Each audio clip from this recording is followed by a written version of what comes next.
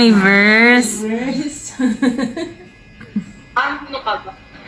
Sabi ko, bilang isang part ng family at part ng church, iisa lang naman yon. Kasi sa church, family tayo ni Lord. Sa bahay, tayo yung family na ina-express yung teachings ni Lord sa buhay natin. Diba? Sabi nga, dapat daw i-obey yung parents natin in the Lord, for this is right. Honor thy father and mother. Yung buhay natin kasi sobrang blessed kasi dahil syempre sa hardworking na parents natin. Kasi like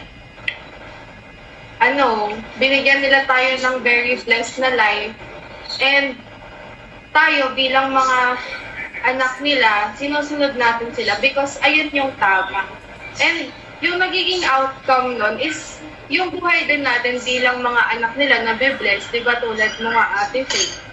Sobrang blessed mo sa work mo, pati sila Ate Kay at si Ate Celine. Tapos kami, sobrang blessed din namin sa pag-aaral namin kasi sobrang quality ng education na nakukuha namin. So yun, yung mga ginagawa natin bilang anak ng Diyos at anak ng parents natin, nakakadulot siya ng magandang outcome. Kasi nga, ginagawa natin yung tama. Amen. And dapat lahat ginagawa mo all for the glory of God. Ganon. Yung